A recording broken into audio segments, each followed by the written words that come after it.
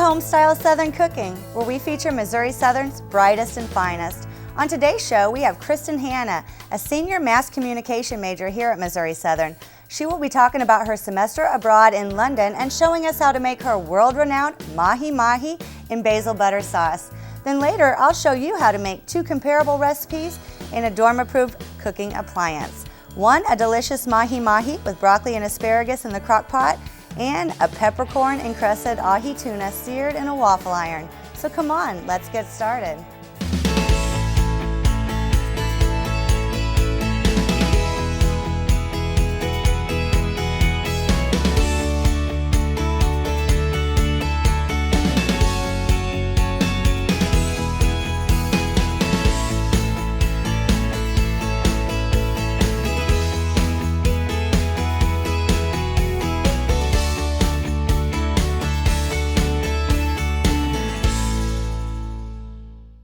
Welcome to Homestyle Southern Cooking. Today's guest is Kristen Hanna. Hey, girl. How are you doing today, Terry? Good. Are you excited to be here?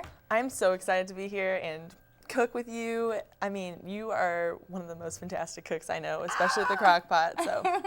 Well, I'm just glad to have you here because you're kind of like a mass communication superstar. I don't know about that. I do. You've got Window on the World that you're doing. Correct. You used to announce for games. Correct, and I'll do that again this fall. That's going to be exciting. Yeah, and there's some new stuff happening with the football stadium, you know, the end zone facility and everything that's going on.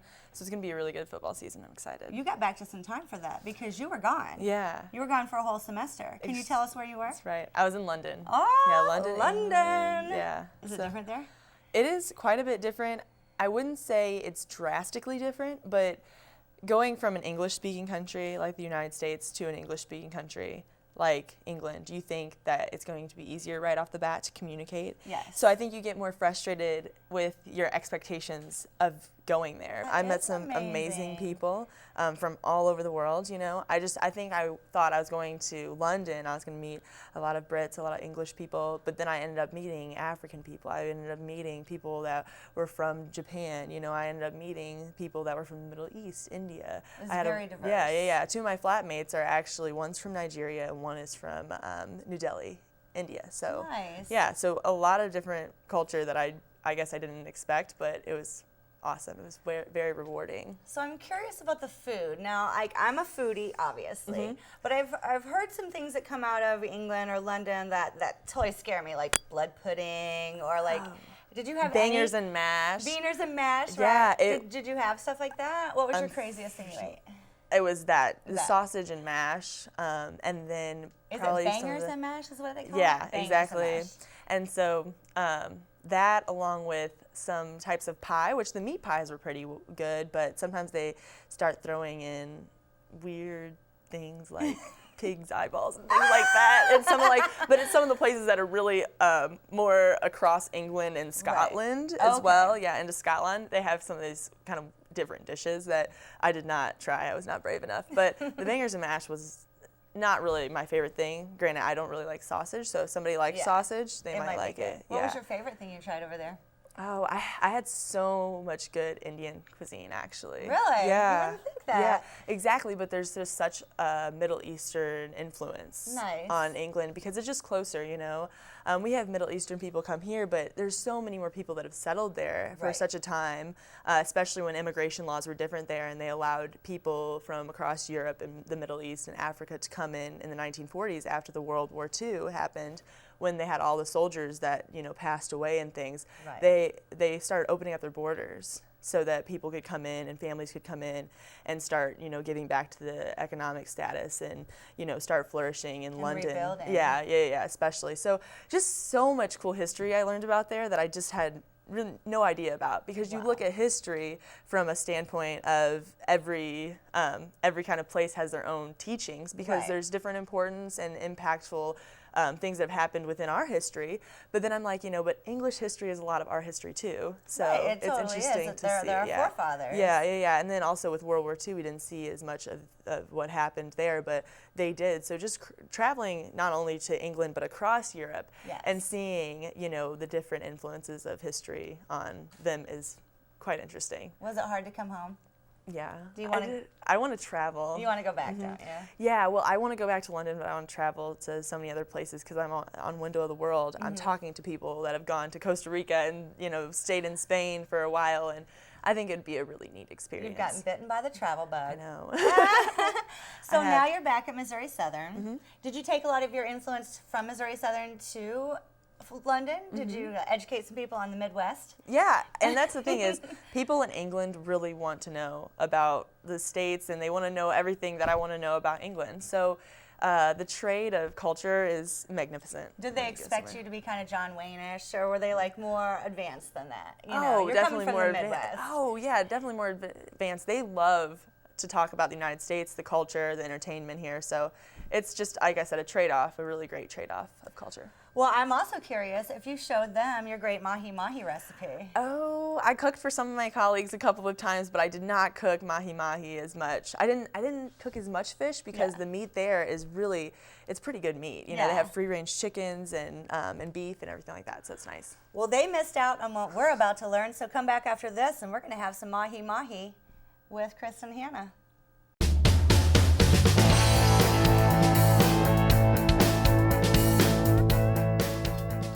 Welcome back to Homestyle Southern Cooking. We're here with Kristen Hanna, and we're going to make some mahi-mahi in the pan. That's pretty exciting. Exactly. So it's just going to be seared. Like I said to you before, you can grill it, and then for you, crock pot it. So whatever you want to do, and you just start off by seasoning the mahi-mahi. I do it with just a little salt and pepper, and this is a pretty good size of mahi-mahi. So it's a beautiful piece. Yeah, it is. So we got this at the marketplace at Joplin Greenhouse. They have the best meat and produce selection in town, I think. And so then we'll start, I like garlic a lot, so putting the garlic on here and getting that together. Okay. So a lot of garlic. And some of the garlic salt is good too. So we've got this starting to like kind of sear a little bit in here. And we have the basil chopped up, but we won't add that quite yet. Okay.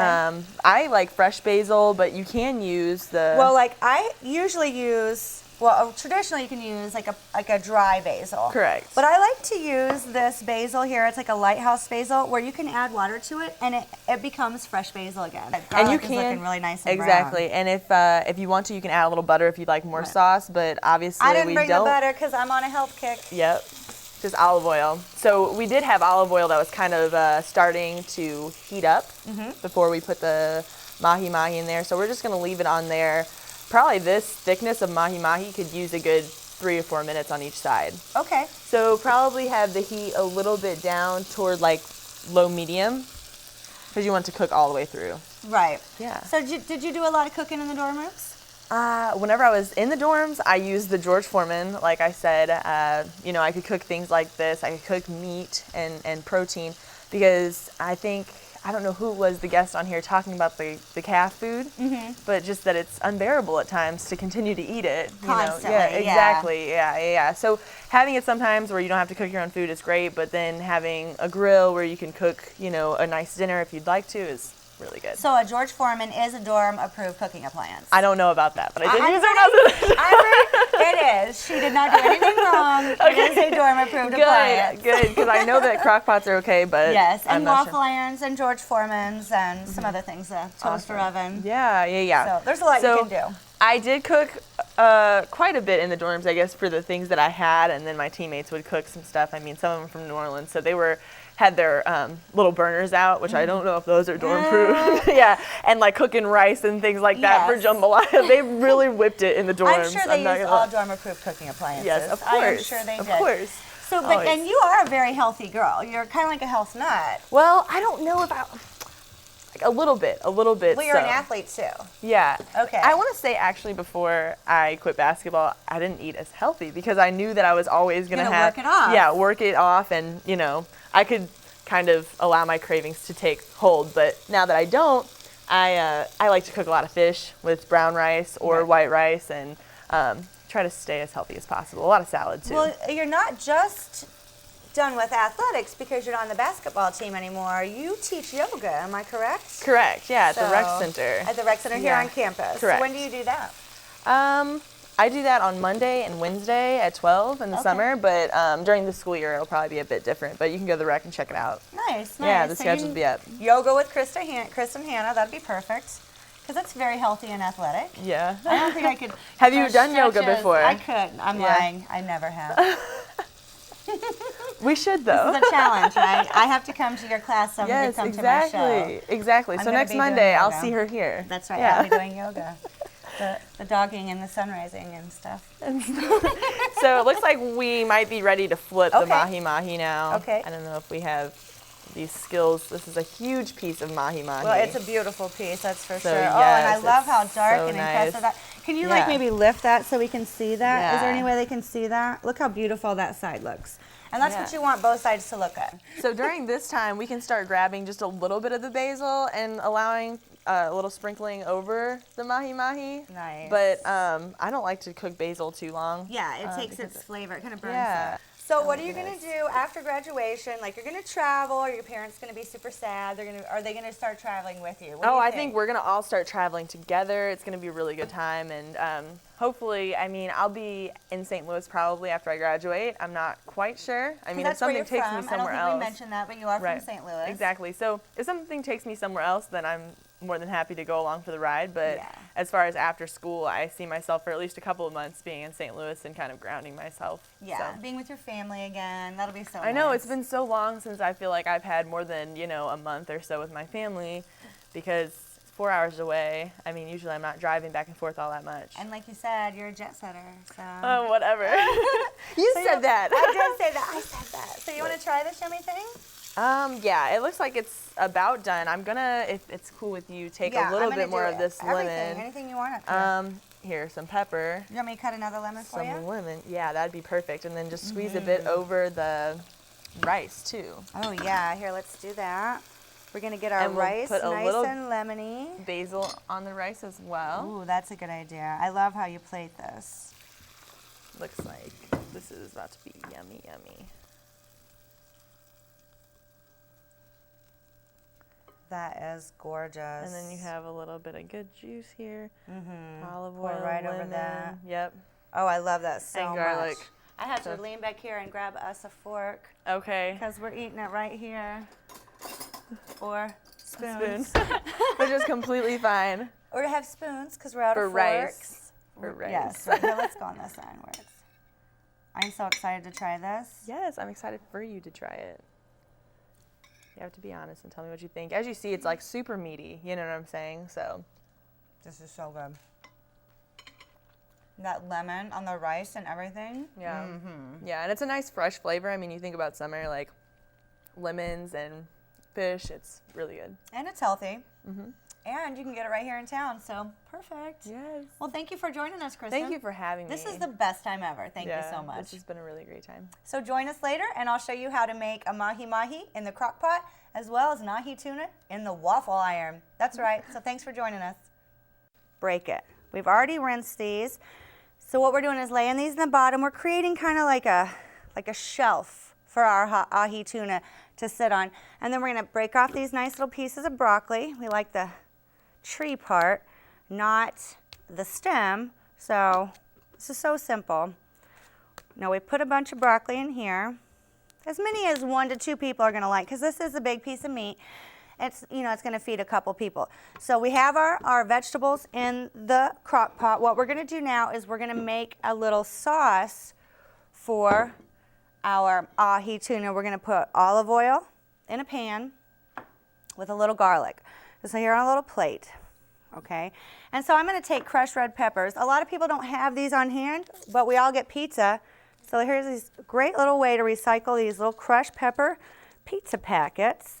So we'll put that in there, and then we'll put some salt and pepper, because you definitely want to season this to your own specifications. So we've got that, and I'm going to add a little bit of instant fresh basil, because I just love that stuff. And now I've got me like a little coating I can use. So I'm going to mix this up.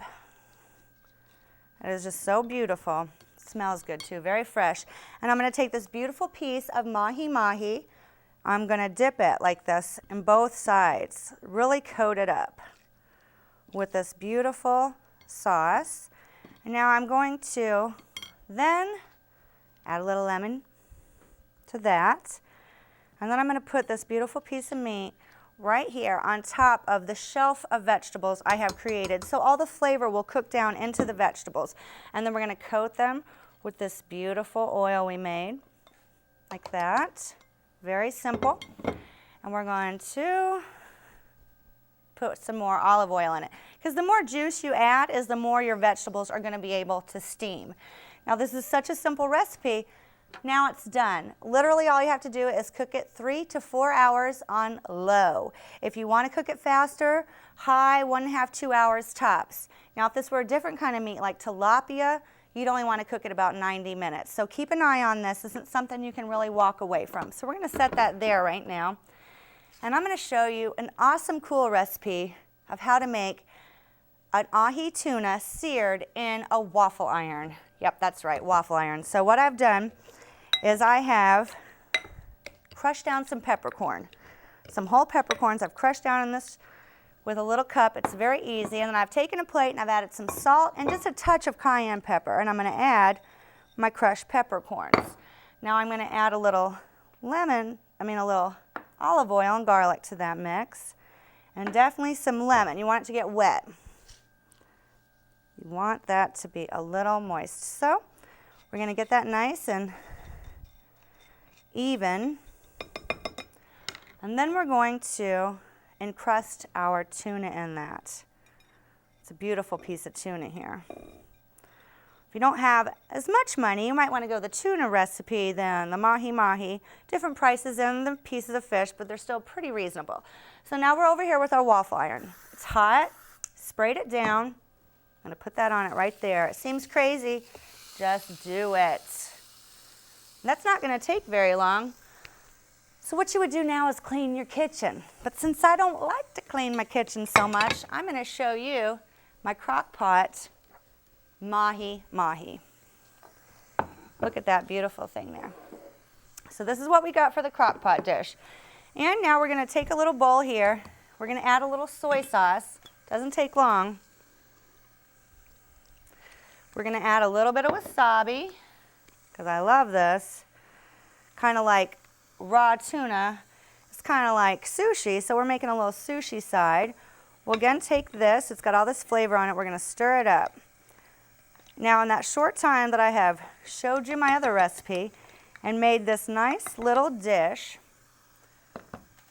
we have already completed this ahi tuna. It's that fast. So I'm going to put it on this beautiful plate here. It's okay that this stuff is on there because it's just your seasonings. So now we're going to turn this over and we're going to cut this open here for you. It's so tender I can just use it with my little, tool there. Not even a knife. I'm going to dip it down in here. Now you see how it's a little raw there? That's exactly what you want. Ahi tuna is like a sushi. So I've dipped it into my little wasabi soy sauce mix and that's dorm cooking made easy, y'all.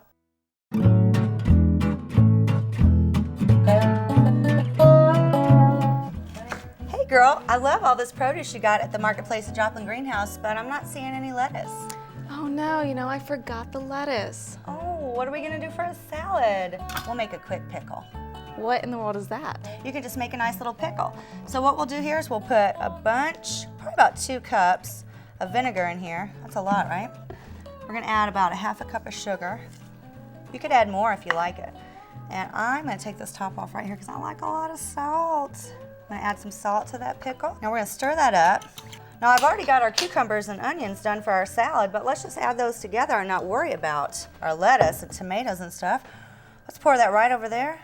And then you know what? In about an hour, we're gonna have pickled cucumbers and onion.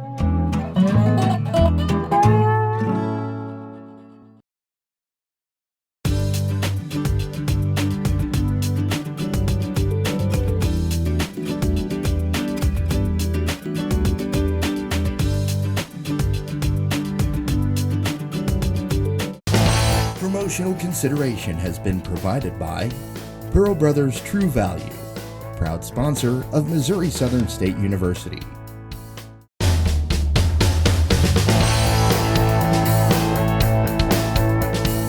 Welcome back to Homestyle Southern Cooking. We're in the dining room. I'm joined with my producer, Tawny Lyon. Hey, girl. How are you? I am so good. Yeah? Did you enjoy the show? We had the best show today. Yeah, she is so nice. I love Kristen Hanna. She's kind of like a star in the communications department. You know, she really is.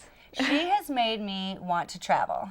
I know her stories about London and just everywhere she went. Yes. I just wanted to go there. I have been to Jamaica, but that is as far as out of the United States. Now I want to go to London and Paris. I want to go everywhere because of her. Right? I've never been anywhere outside the United States. So I really wanted to just jump on a plane just watching the show. Right. I was really worried she was going to bring back some London recipe like blood pudding or some banger and mash. Right. But I was excited that she made her own traditional food that she likes, the mahi-mahi. That she makes like on her own in her own kitchen. Yeah. Right. And in the dorms while she goes to school. Right, exactly. Very good meal. So let's try this. So well, this one, is my version in the crock pot of the mahi-mahi. So this is the mahi-mahi that I'm trying now. It's juicier than hers, maybe because it's steamed. Maybe so. That's maybe really softer. good. It has a good spice to it. Well, that's because of crushed red peppers. They're very It's good. delicious. But then we did this ahi tuna on the waffle iron. And you dip this in here? Which is a wasabi and a soy sauce and a ginger powder base. That's really good. Two Hot completely in the different. nose. Two completely different flavors there. But it's a great way to have really good fish in your dorm room. Right. I agree. So I think that the dorm room cooking is really the way to go if you have the right appliances. You know, I agree, and especially with the waffle iron and the crock pot. I mean, because they're inexpensive, and you can make quick meals with it. Now, I'd like to thank my sponsors, Pearl Brothers for the great appliances, Marketplace at Joplin Greenhouse for the amazing food that you give us. Okay. And I'd also like to thank my guest, Kristen Hanna. It was great having you. You're so much fun. You really motivated us to travel. And I'd like to thank my crew. Hey, hon, thank you. Oh, thank you. Couldn't do it without you. And thank you to the rest of my crew. And hey, thank you for joining us. We'll see you next week on Homestyle Southern Cooking.